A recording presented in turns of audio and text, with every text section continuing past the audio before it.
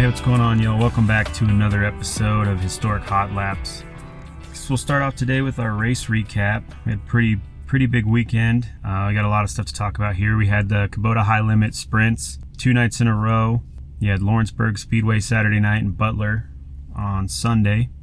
First race, Lawrenceburg Speedway Saturday night race. Pretty solid racing overall. Nice thing about that is we got to see Kyle Larson after the month of May get back in a sprint car. He ultimately took the win from the feature on Saturday night. So congrats to Kyle on that one. It's crazy the guy can jump from car to car to car. He's got all this other drama going on with was NASCAR and IndyCar the right thing and the double and all the drama with that, which we'll touch on here in a minute. But Kyle Larson getting the win Saturday night at Lawrenceburg. Obviously, with the Cup race on Sunday, he was not at the Butler Speedway race. That one came down to the last couple laps. That was pretty sweet. Had James McFadden taking on Brad Sweet last couple laps. Last corner, McFadden takes Brad Sweet out by 0.6 of a second for the win on the straightaway. So that's where we're at with the high limit sprints over the weekend. A couple race wins there.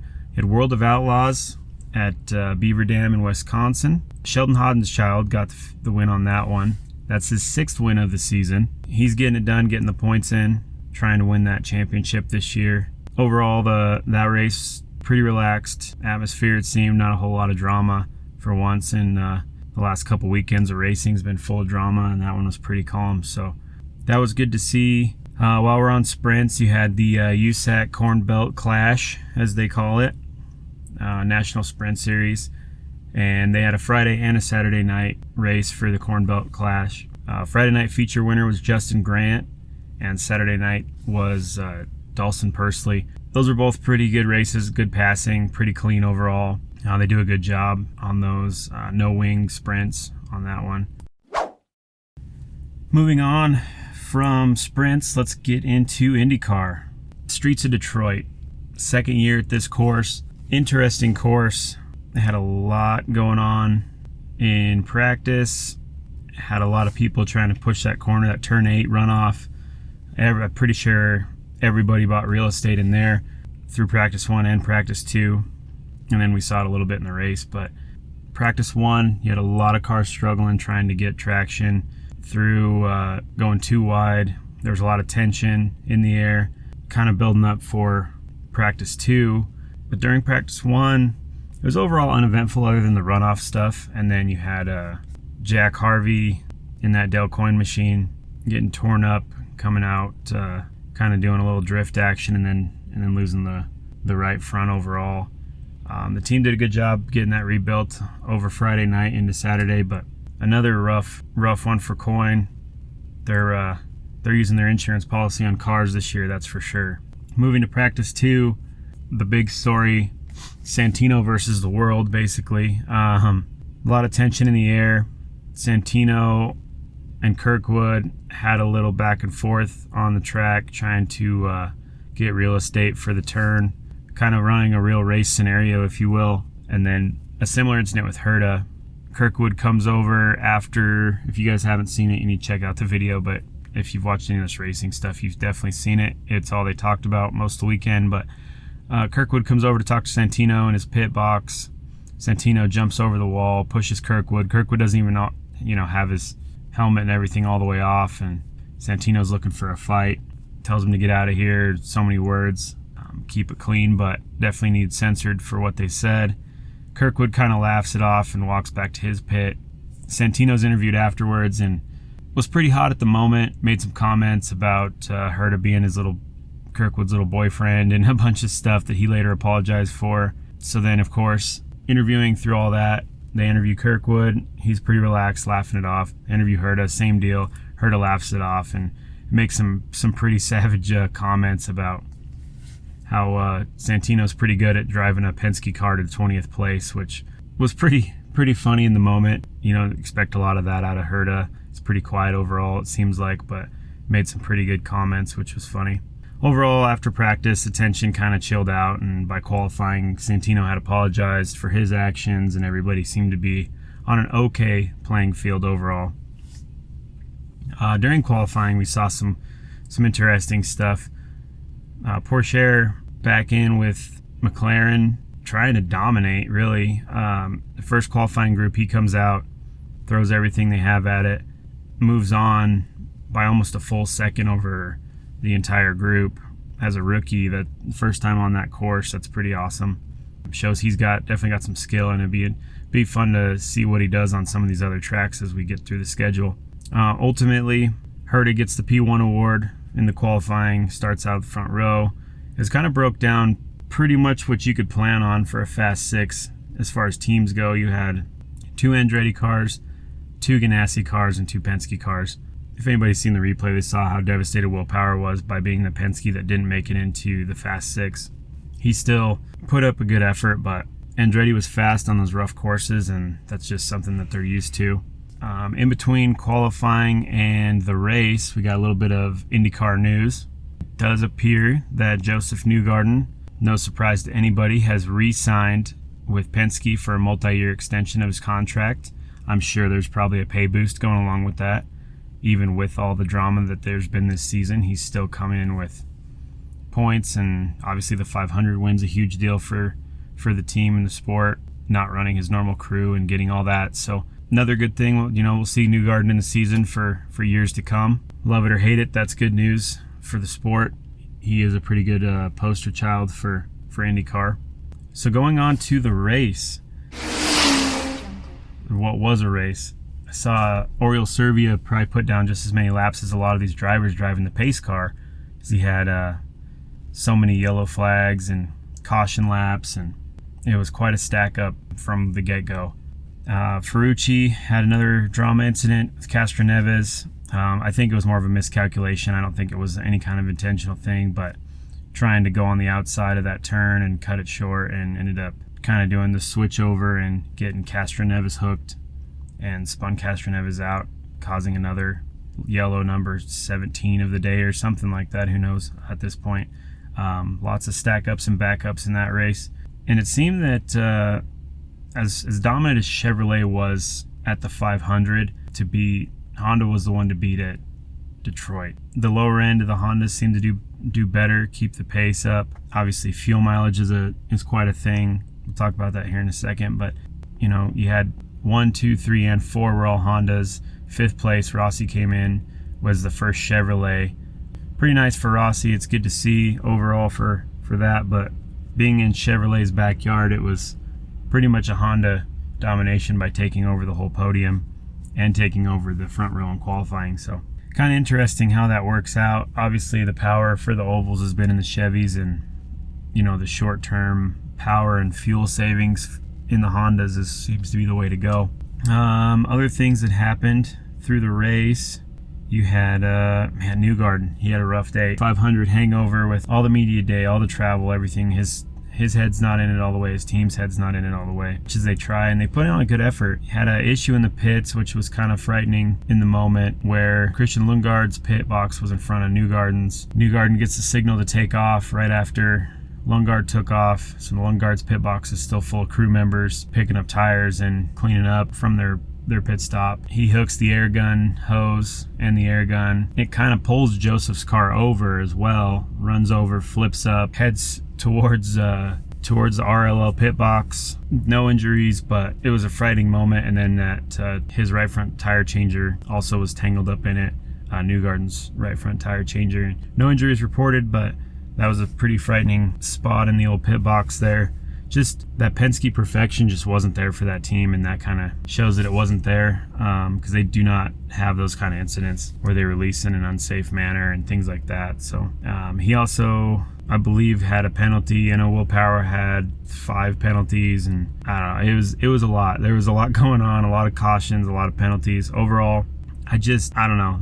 The race after the Indy 500, I get they wanted to change it up from Belle Isle. There was some agreements that were made. Belle Isle wasn't all that exciting in itself either, but you got more racing out of it. This new setup and the split pit lane is the coolest feature in my opinion. Other than that, what else are we doing here with this Detroit race? It's a pace lap for 49% of the race, and you go off of getting record-setting ratings and stuff we haven't seen with the 500 to televise Detroit on USA and be under yellow for the entire race, basically. And that's why people don't tune in. It's unfortunate. I think it needs to be redrawn up a little bit. Maybe follow the 500 with another oval and then get into something. I definitely believe, my amateur podcasting opinion, just some guy with a podcast, but I believe that Detroit needs to be rewritten somehow. There's ways to do it. Go back to Belle Isle even, but there's something definitely needs to change with that race overall. So something there hopefully will come of it. I know there's a lot of opinion out there. I've been reading a lot of stuff, since the race ended on some changes that could be made, or, everybody's got opinions, right? So we'll see what happens next year on the schedule, and hopefully get some improvement from there. As far as the podium goes, we talked about manufacturers and all that, but third place, Marcus Armstrong. That was awesome. It's his best finish of his IndyCar career. First podium, a lot of excitement there. You could see it on his face, and he just hustled it all day. He stayed out of trouble, kept his nose clean, and just worked his way up. Being in a Ganassi car doesn't hurt, that's for sure. They had their fuel strategy figured out. Somehow they ended up maintaining pace, laps past others. So they've got their fuel program and the Hondas figured out at the Ganassi. That's without question. Second place, Mr. Comeback Kid Marcus Ericsson had a horrible Indy 500. Absolutely horrible. Had a pretty rough day overall to the start of the race, and kind of just kept chipping at it. Ends up second place finish in Detroit. So congrats to Ericsson on that. It's good to see him with a smile on his face for the first time in a couple months. And then first place goes to the inevitable, the fuel master himself, Scott Dixon. How he does it, we'll never know. Leading, keeping everybody behind him, being so smooth with all the takeoffs and braking zones of that track, and just everything that goes along with it. He really got it done. So that was pretty awesome to see him getting it done like he did. So congrats to Ganassi and Andretti for hitting that podium. A little biased to Rossi getting that fifth place, being the top McLaren. That's good to see as well. I know he's got, I believe it's his contract year, so I'd like to see a good multi-year extension for him coming up. So we'll see how that goes. I guess we can't finish talking about Detroit until we also bring up the Indy NXT results. Overall, decent race for what it was. It was just a nice, enjoyable race to watch. Wasn't anything too crazy. There was, I said earlier, there's stack ups and backups. There was like one or two incidents there. Nothing real major. Couple miscalculations on a few drivers and some lost front noses, but overall a pretty solid race. Lewis Foster got the win on that one, so congrats to that team. And just a pretty good race overall for the NXT boys. Nothing to really report on too much there. Moving over to IMSA, the IMSA WeatherTech Series sports cars. They ran two classes. Obviously Detroit is a small track, but they were doing the Detroit, which I think that was a more exciting race than the Indy race overall. Just there seemed to be a little more rhythm going on. The classes are kind of spaced out, so you got some clean racing lines. But overall winners, GTP class, Wayne Taylor Racing with Andretti Autosport in the Acura. Drivers Ricky Taylor and Felipe Albuquerque. I might be ruining that last name, but it's spelled Albuquerque, so that's what we're gonna go with. But Ricky Taylor, saw a lot of emotion with him. Obviously, the Taylor team, they did a phenomenal job. Got in trouble a little bit, got back to the front, and ended up winning that 100-minute sprint that they had for that GTP class. And then second race in a row, I believe, in GTD Pro, AO Racing in the Porsche 911 GT3R. It's that super awesome looking green with the fangs, the shark teeth in the front. Super cool livery. That car coming down the track looks super mean. So Lauren Heinrich and Seb Prelo got the win in that. That was super awesome. Like I said, that IMSA race, I believe, was probably the strongest race of any of the ones we saw in Detroit overall. All right, moving on to our NASCAR stuff. Well, let's start with trucks. Truck Series, Worldwide Technology Raceway. Pretty good race. Again, a nice, enjoyable race to watch. There was a little action, a little door banging. Pretty clean overall. Wasn't really a super blowout by anybody. You did have stage 1 and stage 2 were taken by Ty Majeski. Pretty standard operating there. That whole team was running strong. Had a bunch of back and forth. Stage 3, action-packed. Some passing and side drafts and a lot of crossovers throughout the field. Corey Heim got the win, so congrats to Corey Heim on that. Kind of odd, the one-off in Portland for the Xfinity Series. We'll talk about that one. Course race. That race was pretty exciting. There was a lot going on, a lot of runoffs, a lot of alternate lines. Justin Allgaier takes stage 1, pretty well dominated it. Gets mixed up in stage 2 a little bit, heads backwards, and then ends up getting the stage 2 win again for Allgaier, and that makes it his 10th stage win of the season. So his playoff points are fantastic right now. If he keeps that up, he's going to dominate the playoff points. And then we get to stage 3. The back and forth in stage 3 was exciting. A lot of cars banging into each other. He didn't slam you, he didn't bump you, he didn't nudge you, he rubbed you. And rubbing, son, is racing. A lot of cars, heavily damaged cars at the front of the field. Just so much craziness going on. And then at the end, last couple laps, you've got a bunch of back and forth between. There was really a good top 5 battle. Everybody seemed to be shuffling back and forth and back and forth. SVG gets the win. Banged up car, tore up front end, bumper barely hanging on. He gets the win. And the best part about when he got the win is the excitement of his burnout being on a road course. He went full San Tokyo drift and did drift spec style burnout around a couple of the front corners. Pretty wild, but a lot of excitement to see after he came on and won that first street race in Chicago, and kind of a no-name guy out of supercars. Not a no-name, I guess. Kind of a well-known name in supercars, but comes over NASCAR, gets that win in Chicago last season. Doesn't really show a whole lot since then. Runs mid-pack on ovals, everything else. Get him on a road course though, and he dominated. So as well as a lot of other guys have done on road courses, I think he might be the pick from now on, just based on how he delivered with that busted up car. And going into Cup Series. So Cup Series at Worldwide Technology Raceway. Going into this, all anybody can talk about is the waiver drama with Kyle Larson. So we've got to touch on it as well. So you've got Kyle Larson putting in for a waiver for missing the Charlotte race where he got the rain out. If he would have been able to climb in the car, it would have been a different situation. But because of the rain out, where he ended up staying in Indy, running the full Indy 500, coming in, not being able to jump into the seat and put a lap down in Charlotte in the Coke 600, takes off his playoff eligibility. So they grant him a waiver.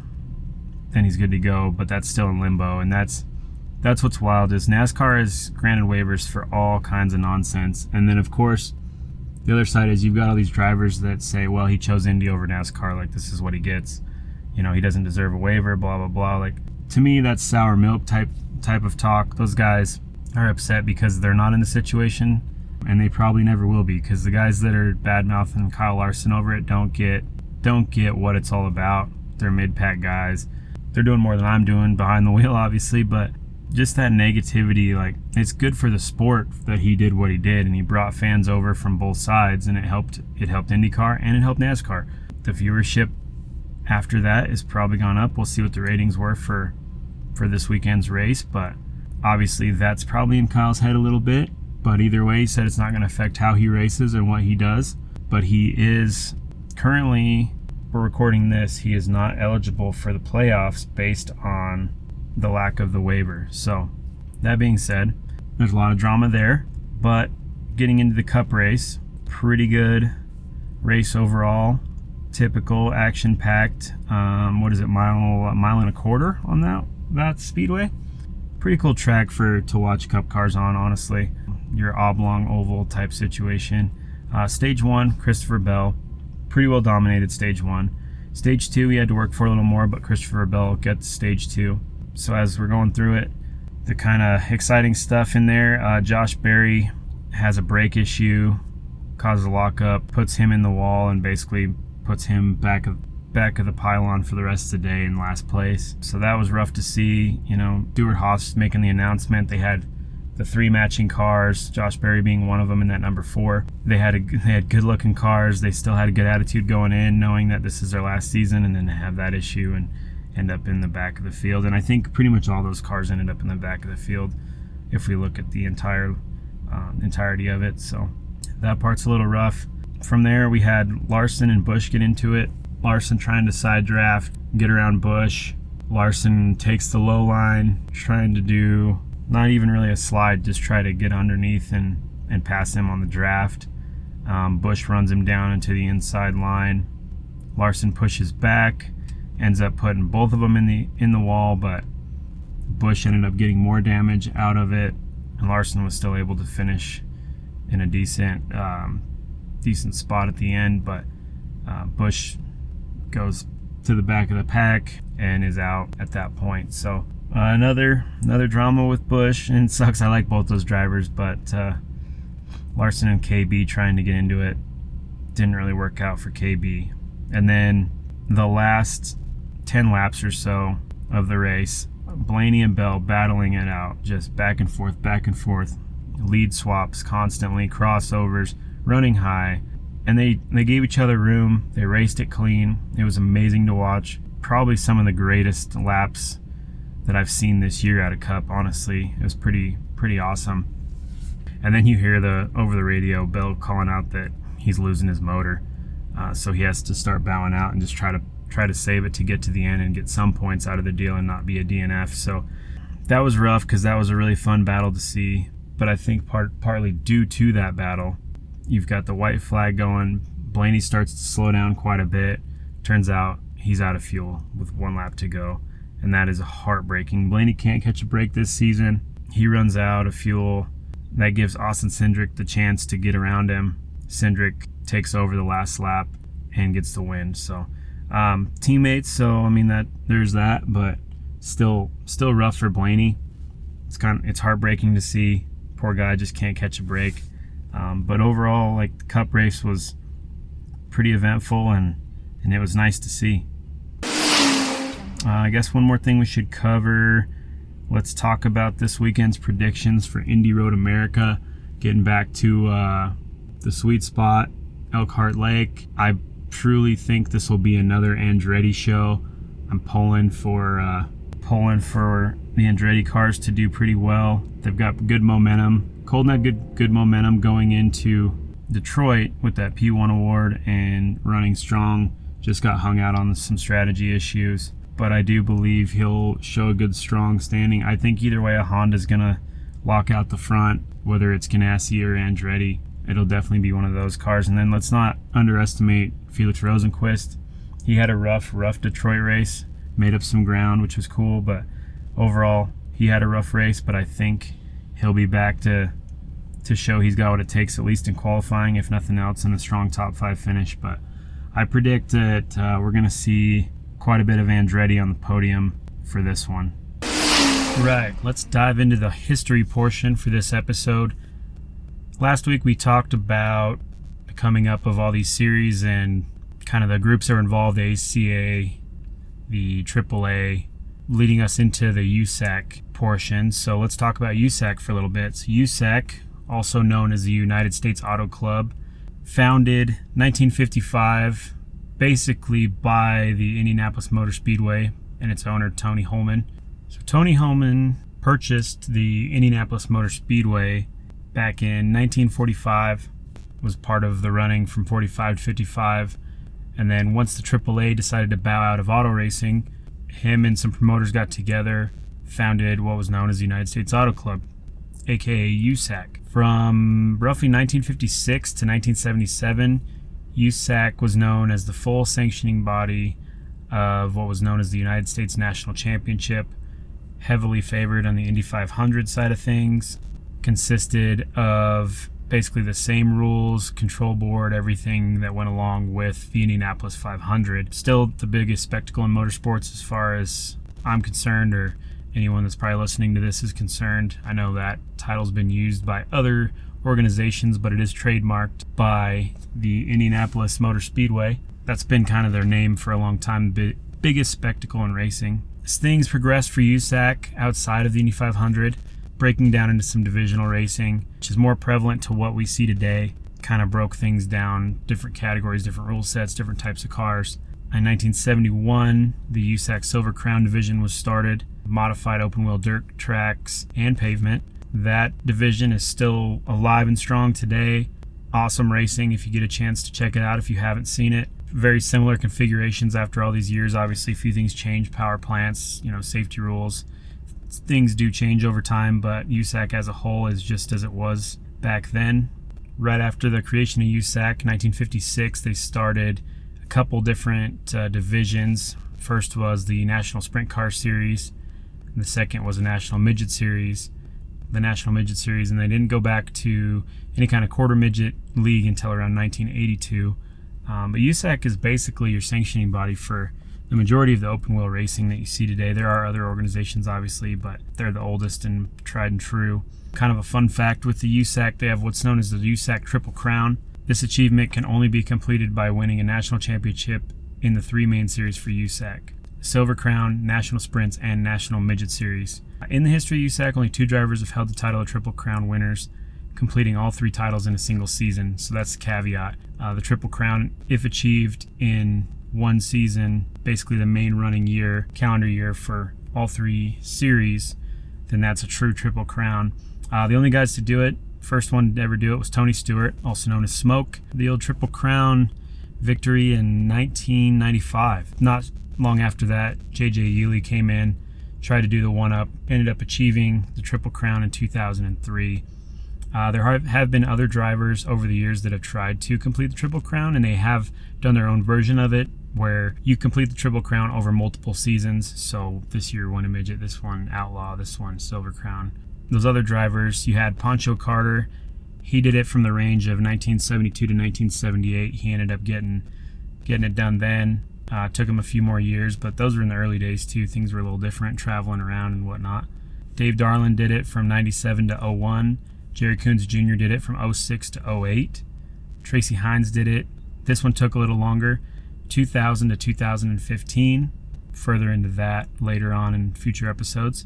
And then Chris Wyndham did it most recently in 2016 to 2020 seasons. Awesome achievements. As we move on through some more of the USAC history here, we talked about the Triple Crown and what that means, and that's such an achievement for those drivers and a lot of skill. You're driving 3 different classes of vehicles. Granted, a lot of it is the same style of racing overall, but different power plants, different everything. So to be competitive and win a championship in all 3 of those is pretty wild. There were some rougher times of USAC. A tragic accident in 1978 on April 23rd. Plane crash. There was a flight coming from the Trenton Speedway in New Jersey. The plane was carrying 8 USAC officials and a pilot. They were caught in a rough storm outside of Indianapolis. Plane went down. All souls were lost on that. That changed kind of the face of the organization. Obviously, you lost a couple real key individuals and a lot of your leadership in the USAC organization as a whole. There was already some tension brewing with Indy participants and the USAC organization as a whole. And this plane crash and the loss of lives and loss of those individuals kind of spurred a change. After the loss of USAC members and officials, there was a big debate on television rights, media negotiations, driver payouts, team payouts, things that were kind of delaying the growth of what is known today as the IndyCar Series. There was a lot of technical advancements happening in motorsports. USAC wasn't pushing those the way the teams wanted. The teams were left wanting more out of USAC, and unfortunately, losing some of your leadership is a good opportunity, a good opening for others to come in and try to solve these issues. So at that point, this brings us to 1979. USAC is still running all their divisions, but as far as the national championship goes for the United States, basically known today as what we're at with the IndyCar Series, 1979, the teams formed an alliance and created the Championship Auto Racing Teams division, which known as CART. A lot of race fans from the 80s and 90s will remember a lot of CART and the split and a lot of things like that we'll talk about later on. But they formed CART, caused a legal stir. Obviously, USAC wanted to ban anyone who was involved in CART from participating in the Indy 500, which would have been a shot in their own foot because that was the majority of the teams and drivers and the people that people wanted to see, the fan bases. So they filed suit against CART, attempting to ban them, and that was shot down ultimately by the court system and equal opportunity clauses for competitiveness, and CART was able to run in the Indy 500 as one of their normal scheduled races. In 1980, after the lawsuit, after the Indy 500 of 79, everything else going on between these organizations, they're still feuding over race schedules. The Indy Speedway president, John Cooper, attempted to form an alliance with CART and USAC, calling it the CRL, or the Championship Racing League. But with USAC being the regulatory group for the Indy 500, that didn't really work as a nonpartisan deal for an even playing field for drivers, so that failed. Very short-lived, partial season. So after CART pulls out of the CRL deal, that whole group breaks up. USAC said, you know what, we're going to show these guys, and we're going to do a 500-mile race at Pocono, which obviously Pocono is a great speedway. It's a little crazy for our current technology in cars, IndyCar series now, but back in the day, a little bit slower, a little bit different setups. That was quite the track to run at. So they, say we're going to show them, give them 500-mile race at Pocono. CART says, okay, well, we're going to boycott this race since it was post CRL agreement, and the CART teams were trying to make the full split. USAC sets this race up. CRL group from the CART side says no thank you. CART associated teams didn't go to that race, and USAC was sitting there with the sold race, fans in the stands, not a whole lot of cars. They ended up bringing in the Silver Crown short track cars to fill in and keep the event on the calendar, which was a pretty embarrassing move for USAC overall. Being boycotted by CART was basically boycotting the entire national championship as far as they were concerned. And it was just a fight over the control of the national championship at the end of the day. That's all it was, is whose name's going to be on the United States national championship, right? So after the embarrassment of that and the poll that CART had, it was clear that USAC wasn't going to be able to keep up with the national championship with the CART organization, and they gave all the rights to CART to take over the main championship schedule, and USAC would continue to rule as a sanctioning body for the Indy 500. And this agreement stayed until 1997, which we'll cover again in the future. During this time, though, they were able to continue Silver Crown, continue sprint cars, continue midgets. They had their own following, and still going today, but the national championship was more overtaking than they could deal with the drivers and the teams and everybody that was involved. And they stayed pretty consistent until recently. They've decided to get into a few other things. Post-COVID 2022, they expanded into road racing, which is where a lot of things are going, and the foreign markets are kind of changing our outlook here in the States on this kind of racing, and things are growing, which is great. So they are actually the sanctioning body for lower level IndyCar series known as the Road to Indy. So they have the USF Juniors, USF 2000, and Indy Pro 2000. So all of the up and coming youngsters are sanctioned in a USAC event in their open wheel cars, road races. So they also are involved in the Skip Barber Racing School, which is a great learning environment for most drivers. Pretty much anybody that's coming up nowadays has been through that program. And they further extended into GT World Challenge America and the Porsche Sprint Challenge America. So they've got their hands in a lot more now than they used to. Wrapping up on the USAC timeline, we'll dive further into, they were the go-to for a good 20 years, and then as technology advanced and teams wanted to put more money into things, and USAC was stuck in their ways, and the separation between team owners and the organization as a whole led to path to where we're at now. But they still run a great program for all these up and coming drivers. They still run great Silver Crown program, sprint cars, midgets. They run quite a bit of stuff still, and are still highly valued in the racing community. So a little history on that.